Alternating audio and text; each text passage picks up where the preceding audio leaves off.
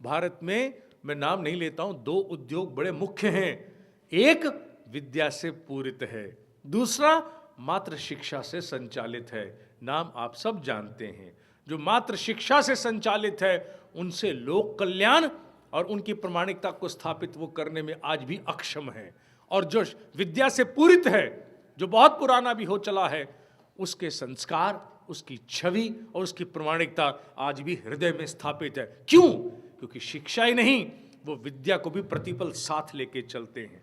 नाम का उल्लेख मैंने नहीं किया। और धन जिसको प्राप्त होता है, जिनमें लोगों का समर्थन, लोगों की सहकारिता सबसे बड़ा धन है। उसके बिना मनुष्य अधूरा है, अपूर्ण है। अगर जंगल में आपने महल रच भी लिया और उसमें आपके सहयोग सहकारिता के लिए कोई नहीं है, तो भूत नाचेंगे, दीवारें काटने को दौड़ेंगी, कुछ प्राप्त नहीं होने वाला। और जब मनुष्य को वास्तविक धन प्राप्त होता है तो वास्तविक सुख भी प्राप्त होता है। और वास्तविक सुख क्या है? आत्मसंतोष, आनंद, आत्मशांति। आत्मशांति। यहां सोनीपत शहर के नाम नहीं लूंगा, बहुत धनाढ्य परिवार के एक जीव से मैं लगभग 1 महीना पहले मिला था। अति धनाढ्य परिवार है और जो उसके मुख्य प्राणी थे उनसे मेरी चर्चा हो रही थी। जब चर्चा हुई तो उस व्यक्ति के मुख से एक ही बात निकली, कुछ ऐसा करने को हर पल मन करता है कि आत्म शांति अब प्राप्त हो जाए। क्योंकि जो कुछ बटोर लिया है, जितना बटोर लिया है, उससे तो वो कमबख्त मिल नहीं पाई। लेकिन अब कुछ ऐसा करने का मन है कि आत्म शांति प्राप्त हो। लेकिन क्योंकि उतना सब बटोर के भी मन ठहरा नहीं है, मन आज भी उतना ही विचलित है। क्या अभिप्राय हुआ? वास्तविक सुख आत्म शांति है, वास्तविक सुख आत्म संतोष है, वास्तविक सुख आनंद है। और यह विद्या के आधार पर आता है, शिक्षा के आधार पर सुनिश्चित नहीं किया जा सकता। विद्या का प्रसार कैसे हो? कहां से विद्या को प्राप्त किया जाए? विद्या के प्राप्त करने के 5 स्रोत होते हैं। 5 सोर्सेस टू ड्रॉ विद्या। सबसे बड़ी बात है, मुझे विद्या के समकक्ष अंग्रेजी में कोई उपयुक्त शब्द ही नहीं मिला, इसीलिए हमें विद्या ही लिखना पड़ा अंग्रेजी में भी, क्योंकि विद्या के समकक्ष कोई शब्द दूसरा है ही नहीं। सबसे पहला माध्यम जिससे विद्या अर्जित होती है वो है स्वाध्याय। स्वाध्याय में स्वयं का अध्ययन। Try and understand your self. अनुभूति प्रवास किया गया था, आधे दिन का अनुभूति प्रवास 20 तारीख को हुआ। उसमें सबसे बड़ी कसरत क्या थी? स्वाध्याय की। Try and experience your self, try and feel your self, observe your self. ये अनुभव ही सबसे बड़ा विद्या का स्रोत है। दूसरा मनन, चिंता नहीं, मनन, विचारना, अकेले बैठ के विचारना। Some problem? Is some problem with you? नहीं, क्या कर रहे हो? मैं सोच रहा हूं। ऐसे खामखा मत सोचा करो। क्या करूं फिर मैं? बैठो, टीवी देखो, बच्चों के बीच बैठो, बातचीत करो। मनन सबसे बड़ी प्रक्रिया है जो हमारे यहां ऐसे लुप्त हुई कि मनन करने वाला व्यक्ति मानसिक रोगी लगता है। मनन की प्रक्रिया के द्वारा विद्या की प्राप्ति होती। क्यों? क्योंकि मनन से व्यक्ति भीतर निरक्षर विवेकी बनता है। ये मेरी कमियां हैं, मैं इनको छोड़ दूं, ये मेरी अच्छाइयां मैं इनको अपना लूं। अब तो आंख बंद करके घर में आप ये भी नहीं भीतर कर सकते, छोड़ दूं, अपना लो। क्या हो गया है? साइकाइट्रिस्ट के पास ले जाना पड़ेगा। क्यों? बैठे बैठे बोल दे रहने देने, ऐसे से करते हैं।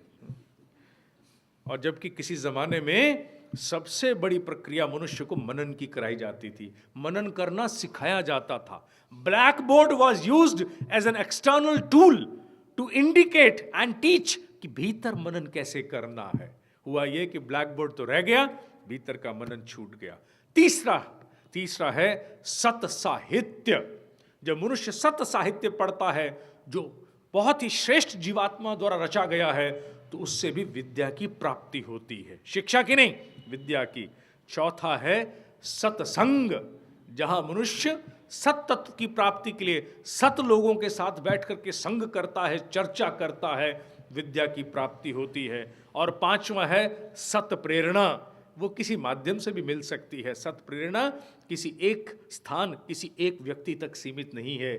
इसीलिए कहा जाता है सत प्रेरणा का ही तो एक मंत्र है। जब हम गुरु का आवाहन करते हैं तो गुरु का आवाहन ब्रह्मा विष्णु महेश करने के बाद जो सबसे बड़ा शब्द आता है बाद में, वो है अखंड मंडलाकारम। अखंड मंडल में व्याप्त हो तुम, व्याप्तम येन चराचरम, चर अचर सभी में हो तुम, तत्पदम दर्शितम येन तस्मै श्री गुरुवे नमः। गुरु माने सत प्रेरणा, गुरु माने व्यक्ति नहीं, व्यक्ति नहीं, सत प्रेरणा। यहां ऋषि सत प्रेरणा को गुरु मान रहा है, व्यक्ति को नहीं। व्यक्ति तो कमियों से भी पूरा हो सकता है। अब किसी को आप गुरु मानना शुरू करें और उसको गुरु मानने के बाद उसके साथ 1 महीना आप रात दिन रह के देखें, आपको 30 दिन में 60 बुराइयां दिख जाएंगी। तो फिर आप कहेंगे सब गुरु तो इनको मान लिया था, इनमें तो 60 बुराइयां हैं। इसलिए ऋषियों ने निदान किया है कि व्यक्ति से ज़्यादा अच्छा है कि सत प्रेरणा को गुरु माना जाए, क्योंकि सत प्रेरणाओं में कमी नहीं दिखेगी।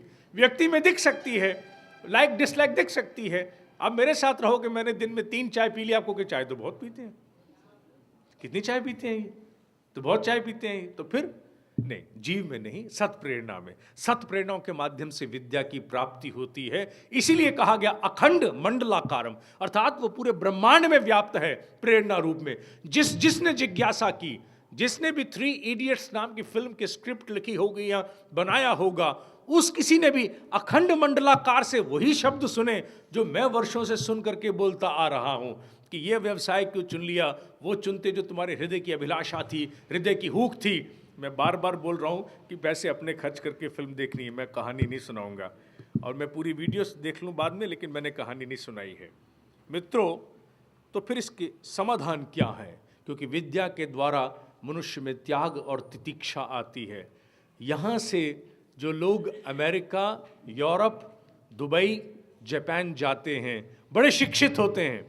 वो जाते इसलिए हैं क्योंकि वो अति शिक्षित हो जाते हैं, बहुत पढ़ लिख जाते हैं, विद्या पूरित होकर नहीं जाते। जिस दिन वहां पहुंचते हैं, 1 महीने के बाद 90% ऑफ देम, उनको विद्या की याद आनी शुरू हो जाती है। और जब विद्या की याद आनी शुरू हो जाती है तो 100% नॉन रेजिडेंट इंडियंस और PIOs, people with Indian origins, NRIs और PIOs क्या करते हैं? उसके लिए जनता को चाहिए, जनमन को चाहिए कि लोक सम्मान उसके लिए अर्पित करें, ताकि वो और प्रेरित होकर के और बड़ी छलांग लगाए और दूर दूर तक जाए और आलोक का विस्तार करे, ताकि पूर्ण मनुष्य जागृत जीव का निर्माण हो सके। धन्यवाद।